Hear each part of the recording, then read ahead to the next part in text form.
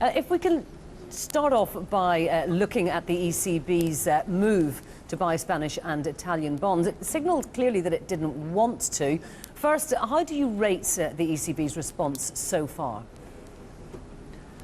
Well, I think it had to do something to stabilise financial markets, but the key issue is whether this is going to prove anything other than a short-term fix. And in my view, I think it's not going to have a longer-term impact.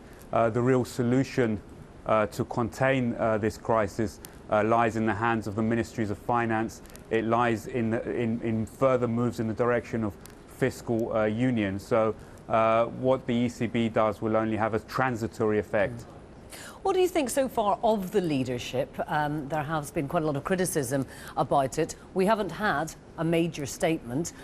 And indeed, that move towards fiscal union has been is something that Germany has opposed every step of the way. Absolutely. I think that there's been a lot of crisis mismanagement over the last year and a half, we've gone from the mismanagement of problems in small countries such as Greece to really dealing with threats which are threatening the future of the single currency area. And a bolder policy action remains desperately needed, and the stakes are becoming higher and higher. Something like Eurobonds, more fiscal union. Is it possible that Germany could simply be forced into this because the alternative would be the breakup of the European Monetary Union? Absolutely, absolutely. I think that we're moving to a situation where it's either Eurobonds or bust. The interim step may be to increase the size of the EFSF to way above 1 trillion euros, and the ultimate step, which makes more sense, is Eurobonds.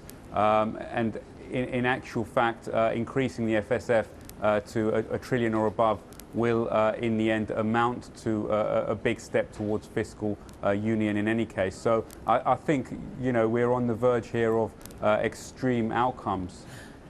In terms of a time frame, we don't have the EFSF able to actually get into that bond market until possibly sometime towards the end of September. Is that simply going to be too late? Does there have to be some concertining of the time frame? Absolutely. I mean, it's not. We've moved beyond now the decisions which have been taken at the summit. They're really yesterday's news, even though they're not even passed yet. Really, we have to move beyond that. It's really now about the scale of the EFSF, and I think that politicians will need to move quickly.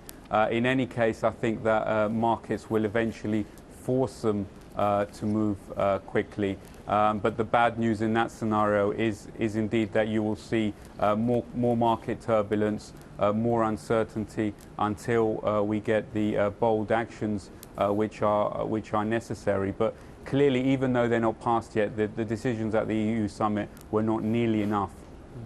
Okay, Nick Kounis from ABN Amro, thank you very much indeed.